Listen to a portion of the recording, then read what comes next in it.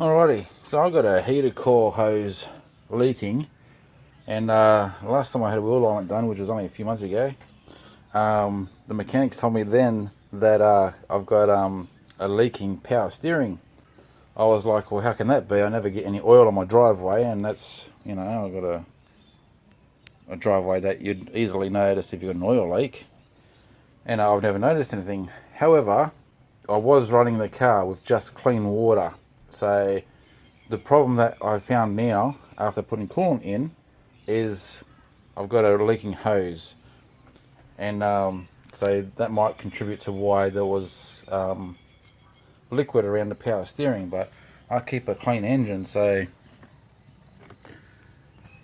it was a surprise to me when they said that I got a leak, and I was like, well, I should know about it because I like to keep a clean engine. And I can't really see too much with the camera this way, but I don't know why that's leaking, and I don't know if I can just cut the hose a bit and reclamp that, but that's what I'm going to try and do. I need to drain the coolant out first to start off with. Then I'm going to remove the intake snorkel here and probably undo the air conditioning line up here somewhere, just unbolt it from the mount just so I can try and move it out of my way. So I'm going to get into there and see if I can get access to that hose. Okay, so even with the air inlet snorkel removed and filter, I can't remove the AC mount because it's on a solid connection to the dryer, so it'll make no difference, and I'd only just put that in risk of damaging my AC connection there. Now you can see down there, zoom that in, it's leaking down there. I'm hoping that it's just a hose and not the quick connect, but I'm going to remove that, and I'm going to try and take it off the quick connect by, I can't get my hand there with the camera in the way, but squeezing the top there and pulling down should release that heater hose. I'll take that connection out, I'll clean the hose up and the connection and everything, and inspect it and try and find out why it's leaking there. And keeping in mind as well, when I do take that off, there's going to be coolant coming out, so I have to be careful of that. I don't want to get any in my eyes, preferably wear some glasses. And yeah, we'll give it a look, we'll see what's going on there, why it's leaking. Now, I can get my hand through here easier, but the clamp is facing the opposite direction to what I need to get access from this side. So I've jacked the car up, I've put it on stands, and I've got blocks behind the back wheels on both sides.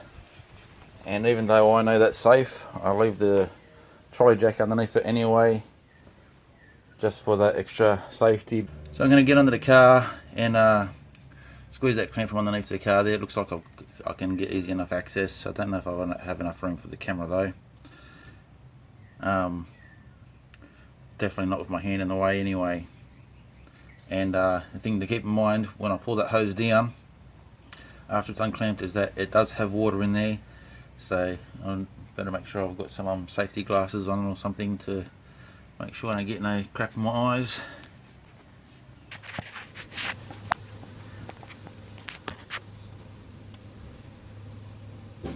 Alright, giving you a close-up look there of the quick release, and you can see where it's leaking from the top of the quick release there. I've tried to get it off, squeezing the top there is how you're supposed to do it, and then pull down on the quick release and the black part comes separate, but this is being really stubborn. So what I'm going to do is just going to get to it whichever way I can, break it all apart and get it off that hose, get it off that pipe there. And a bit hard to hold the camera in there. Anyway, and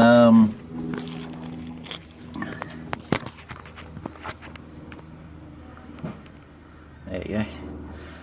Alright, so not a lot of places I can get my hands in with the camera in the way, so I'm going to try and break that quick release away, and that should give me a part where I can just put the hose straight onto that pipe there and not need the quick release. we'll see what happens. I'm going to just try and break that off whichever way I can, and then I'll show you. Okay, with the incorrect use of a soldering iron, I just slid it down the side there, and then it released it real easy. And just trying to show you here, not where I cut it with the soldering iron, but there you can see the crack, and right on the join, there is where it was leaking from, and you can see the crack that slides right up. When I tried to turn this by hand, the whole thing, and I'll just show you now, the whole thing just crumbled as I tried to take it off by hand. So that was an accident waiting to happen. Got to say though, for a 20-year-old car, and that's the first time that's been replaced, or not even being replaced, I'm just going to go straight onto the pipe and show you there.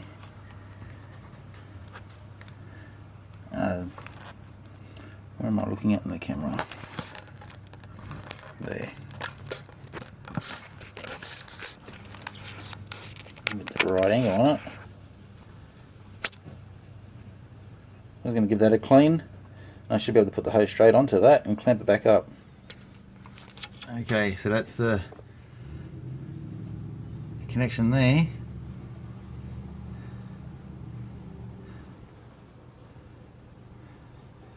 There's about an inch there, but if I can get the hose past that connection there, if the hose is soft enough, I think it might be. I'd rather put a clamp on this side of it. So we've got this, what do you call that, a bevel or something. If I can get the hose past that, then I can clamp on this side, and we'll know that the hose will never come off again. Although I still have confidence that it won't come off on this side either.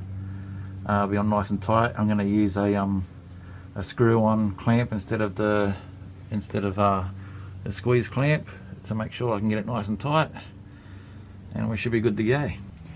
Okay, to make things a little bit easier for myself, I've pulled the heater hose up through, taken the spring-loaded clamp off, and put that one on, and just check the hose out to make sure it's all nice and clean, ready to go on. So now we'll connect it up. Okay, so I'm really happy with that. I was able to push the hose over the bevel and clamp it on the other side. I had to use a little bit of force, not too much though, just a bit of force and a bit of a wiggle, and I've eventually got the hose about an inch past the bevel, clamped it on. That's never going to come off. And in case you're wondering why I decided to go this instead of the easier option of just using a quick release, clamp the hose on, push it on, job's done, is because the hose itself from my local stores, this is between $6 and $11 for the hose itself, depending on who you're buying from. And the quick release part on its own was $36, or the cheapest place with a hose complete with the quick release was $47. And I was like, no, I'm not going to pay crazy prices like over $35 for a quick release.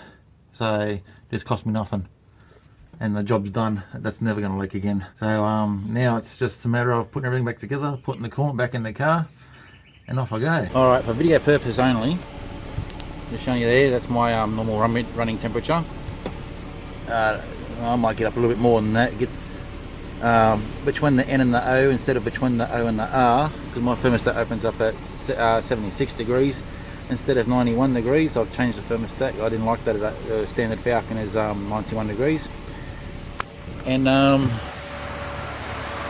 everything is good.